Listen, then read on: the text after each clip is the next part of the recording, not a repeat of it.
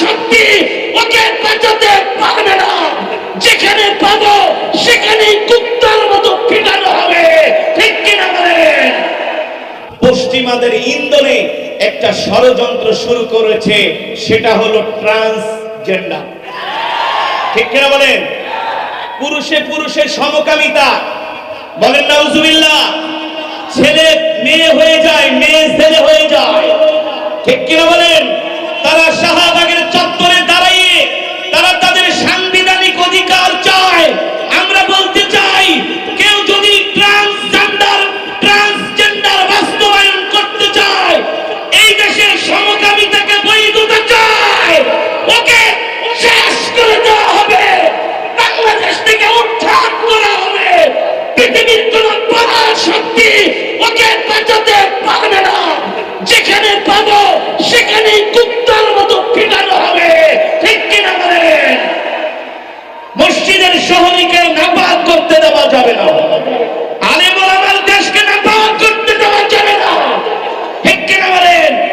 আমরা যদি ট্রান্সজেন্ডারকে রুখতে না পারি, সমকামী হারামজাদাদের রুখতে না পারি, তাহলে আমাদের দেশ থেকে আস্তে আস্তে করে ইসলাম বিদায়। ইমানদার মুসলমান, সমস্ত প্রশংসা কার জন্য?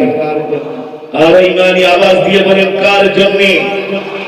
একমাত্র মহান রব্বুল আলামিনের জন্য, যিনি আমাদেরকে সৃষ্টি করেছেন, ঠিক কিনা বলেন?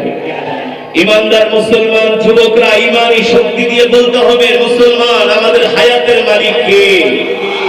আমাদের রিজিকের মালিক কে? আমরা কার গোলাম?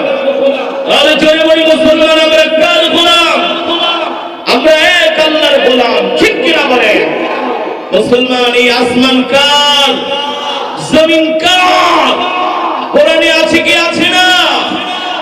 আল্লাহর নবী যখন মক্কার জমিনে কোরআনের দাওয়াত দিতেন, আবু জেহেল, আবু লাহাব, উতবা, শাইবারা আল্লাহর কোরআনের দাওয়াত বন্ধ করে দেওয়ার চক্রান্ত করেছিল, ঠিক কিনা বলেন? তারা সাহাবীদেরকে ঘর থেকে বের হতে দেয় নাই। আল্লাহর নবীর উপরে অকথ্য নির্যাতন করে ইসলামকে মুছে দিতে চেয়েছিল। আবু জেহেল, আবু লাহাবরা ইসলামকে মিটাতে পারে নাই, তারাই মিটে গেছে, ঠিক কিনা বলেন?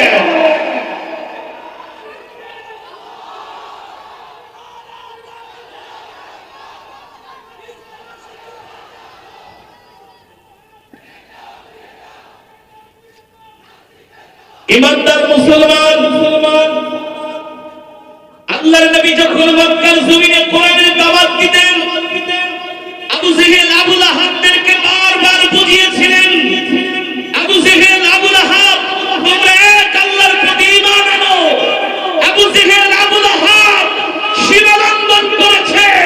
আল্লাহ তাআলা ডাক দিয়া বলে, হাবিব মক্কার কাফেরদেরকে বলে দেন, তাদের সামনে ঘোষণা করেন, আলা লাহুল খালকু ওয়াল আমর, তাবারাকাল্লাহু রাব্বুল আলামিন।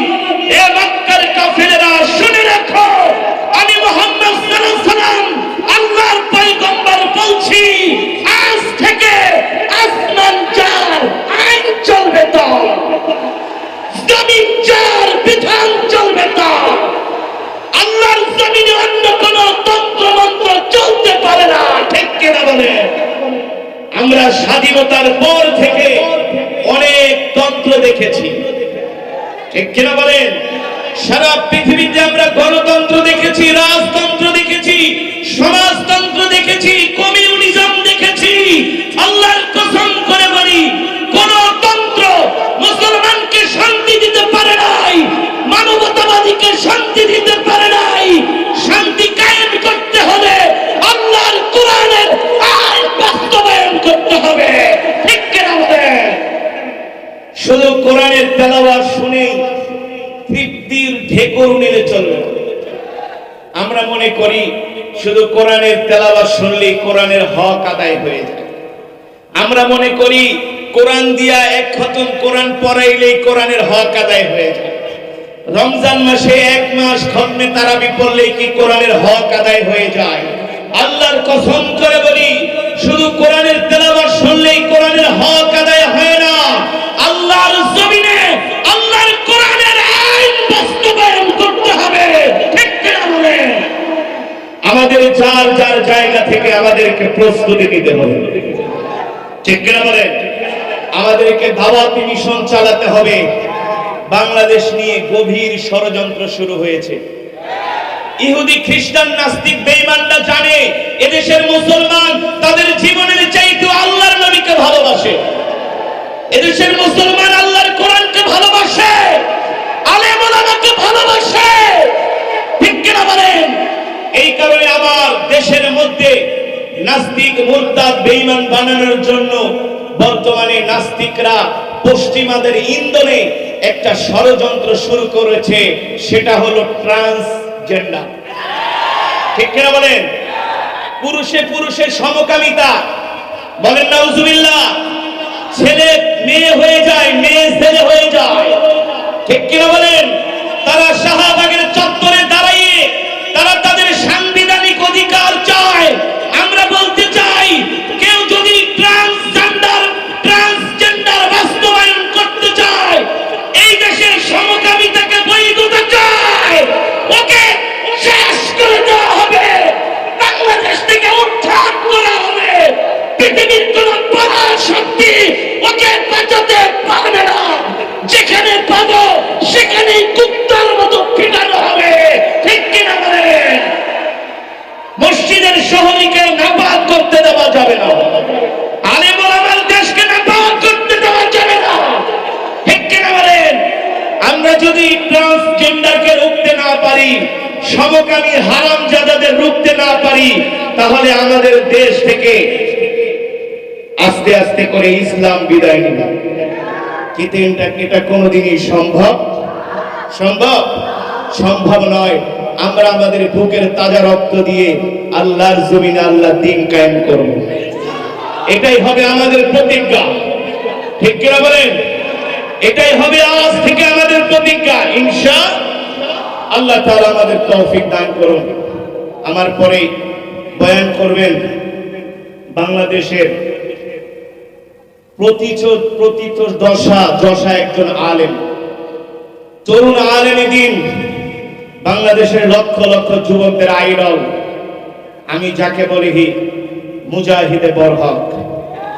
একাই তিনি হিজবুত তাওহীদের মতো ভ্রান্ত আকীদার নষ্টাদের বিরুদ্ধে তিনি আন্দোলন করে যাচ্ছেন, ঠিক কিনা বলেন? মাওলানা মুফতি রেজওয়ান রফিকি দামাত বারকাতুহুল আলিয়া, আল্লাহ তার হায়াতে বারাকা দান করুন। আজকে যে মাদ্রাসার উদ্যোগে মাহফিল, আমার অত্যন্ত মহব্বতের প্রিয় ভাই ইসরাফিল ভাই, যার সাথে আমার এক যুগেরও সম্পর্ক। 12 বছরের আগ থেকে আমি তাকে চিনি। আলহামদুলিল্লাহ, তার ইখলাসের কারণে আজকে মাদ্রাসা দিন দিন উন্নতির শিখরে যাচ্ছেন, ঠিক কিনা বলেন? দিন দিন মাদ্রাসা উন্নতির উচ্চ শিখরে যাচ্ছেন। আপনারা এই মাদ্রাসাকে ভালোবাসবেন তো ইনশাআল্লাহ? সবসময় মাদ্রাসার পাশে থাকবেন ইনশাআল্লাহ। এই মাদ্রাসা একদিন সারা বাংলাদেশের ভিতরে একটি দ্বীনি হাক্কানি মাদারেস এখনই প্রতিষ্ঠা লাভ করেছে। আলহামদুলিল্লাহ, এই মাদ্রাসার কারণে সারা বাংলাদেশের ঘরে ঘরে কোরআনের আলো ছড়িয়ে পড়বে। আমরা প্রিয় ভাই ইসরাফিল ভাইয়ের জন্য দোয়া করি, আল্লাহ তাআলা তার হায়াতে বারাকা দান করুন বলে আমিন। এই মাদ্রাসাকে কবুল করুন বলে আমিন। আপনারা যারা আসছেন, আল্লাহ তাআলা সকলের অন্তরে কোরআনের নূর পয়দা করে দিন বলে আমিন। এই আশাই প্রত্যাশা ব্যক্ত করে আমি আমার মুখতাসার আলোচনা এখানে শেষ করছি। ওমা আলাইনা ইল্লাল বালাগ।